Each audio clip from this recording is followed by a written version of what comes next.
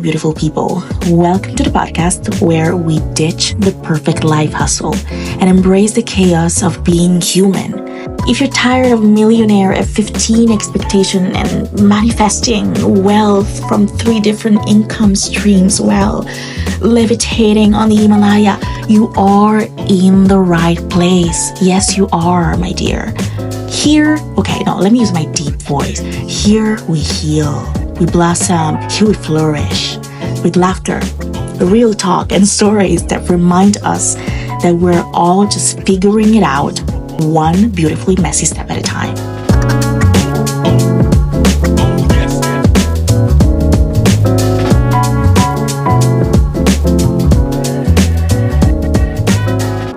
I was just dancing to my own intro. I am obsessed.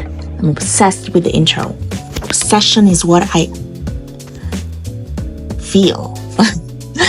Hello, beautiful people. How are you doing today? This is the first episode of this podcast. Presentations, are they needed? Can you grasp from this eclectic voice that I am on the verge of a breakdown? Yes, life has been very, very good for a while. I was feeling on my highest vibrational state until I wasn't. Wow. That's so eloquent, right?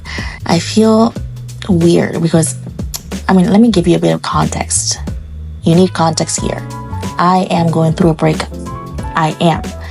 And it was entirely my fault because let's say that the premises upon which this relationship was built were all flawed to say the effing least. So I go from wanting to rip him apart to thinking to myself that it's all part of the biggest plan of the world and the universe and the galaxy, to thinking to myself that life does not have much meaning to me right now, to wanting to run away to a foreign country and get lost in a field of tulips. So it will probably be Netherlands.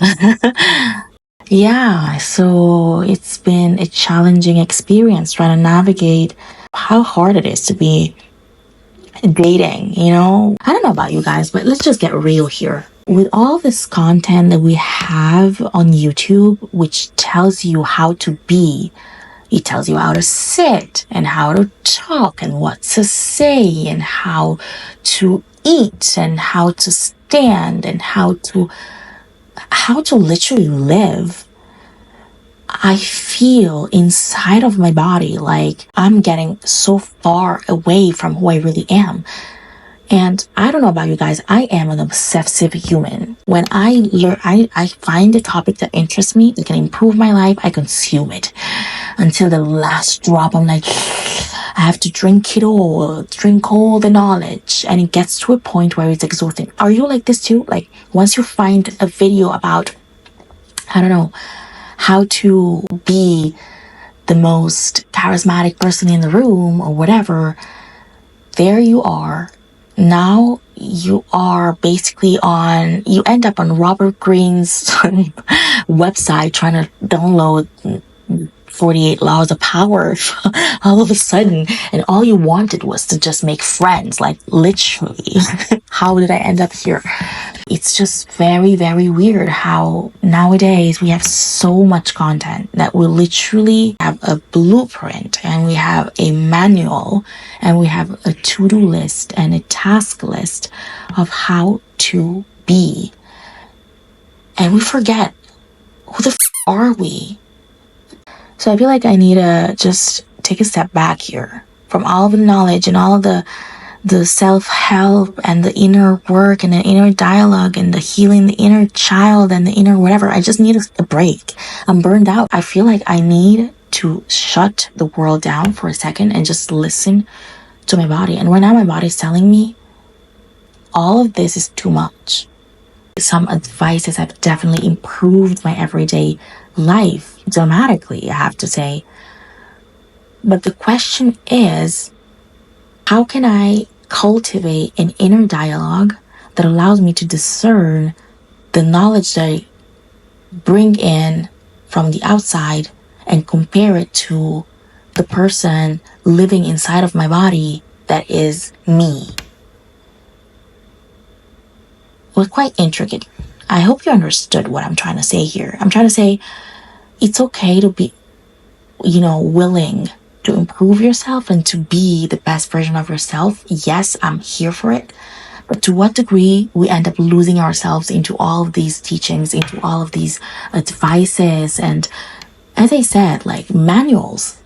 It's giving us a manual on how to have the perfect life. What about having a real life? Albeit sometimes negative. But isn't there also a lot of positivity? Like your puppy licking your face when you come back home from work, or I don't know, your grandma making cookies for you when you visit her. If you don't have all of that, just simply like, I don't know, you tell me. I don't know. Like for me, sometimes, not every day. I want to be honest with you guys. Like sometimes I come back home and I'm like, oh my God, what is this? Is this life? Is this adult life? People didn't tell me when I was a child that this was going to be adult life. It's boring. I do have yoga in an hour, but it's boring. That's what I tend to think. But yeah, sometimes happiness, I don't even know what it is. I just feel it. So to what extent you can manufacture happiness to a degree where you have to predict every single detail of your life. And you forget that sometimes, okay, gurus out there, don't get me wrong, okay? Sometimes happiness is unplanned. Oh, I said it. Sometimes you don't plan for it. Sometimes you just go out into the world and you just find yourself in the right situation. Crazy concept. Let's get philosophical here, if I say so myself. Sometimes I get lost in all of this manifestation stuff. Why? Because I'm like, okay, I'm supposed to go out and be on a high vibration, but now I feel pressure to be a high vibrating human, which brings what? If you've been following this content, you know what I'm about to say, which brings resistance. So now I'm resistant to my own resistance. And I'm trying to manifest high vibrations. What? The effort is there. I think we can give ourselves a A+ for effort. Yes, we are people. We are not effortless. We definitely are not. We put effort in things, but to which degree that serves us? And that's my point here. The reason why my relationship failed, it was because I was putting so much effort into it. Girl, chill. You're amazing. You are. I'm talking to myself right now, but I'm talking to you as well. You are. I'm not saying you're amazing because you accomplished this, and that. You're amazing because you just are. The weird laugh that you make when something is funny, or I don't know, like that tick that you have to just nod your head repeatedly when you agree with something, or you don't want to interrupt the other person speaking. I don't know, whatever weird thing you have, you're amazing. It's just, it's you, like it comes from your childhood. It comes from your story. It's charged with everything you have lived until now. So it's you. Why eradicate that to build a perfect character? So, okay, I got another thing here. To which degree changing ourselves, becoming the best version of ourselves, that don't fart, don't do this, don't do that, we don't sit like this, and we don't talk like that, we don't wear that, and blah, blah, blah. To which degree modifying our personalities and our expectations and our standards and just ourselves so much is different than overusing plastic surgery? To which extent that's different than abusing plastic surgery? Like you use so much plastic surgery that now you're harming yourself. To which degree this is different? This is emotional surgery. We are emotionally abusing ourselves into becoming these robots that speak in a certain way. Like, who are you? At the end of the day, like, unless you want to become this charismatic Malcolm X type of personality, you are a human being that's living a normal life, and you probably would love to be happy in and feel fulfilled in what you do every day. But how can you feel fulfilled is what they give us as a message is that you gotta strive for more, and you gotta and go here and do this and be this. No, I feel so much peace sometimes just sitting there and being like, I don't want all that. It's nice to have it. I come from a working class family. I am not going back, okay? I went to university. I'm working. My salary is pretty high. I am not working class anymore, and I don't want to go back socioeconomically. But that being said, I want to give myself time. I want to give myself compassion. I want to give myself the hug, like an emotional hug, and tell myself, I know that you want to be really wealthy and be very, very, successful in life. But give yourself time.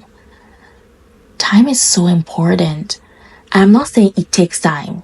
Some people literally are so young and so wealthy thanks to their skills. I'm not saying that there's a particular age. All I'm saying is that if you don't feel like it's your calling to become a millionaire next year, you feel like it's something that you probably want, then give yourself, take ownership of your choice to do things step by step and take your time and enjoy the process.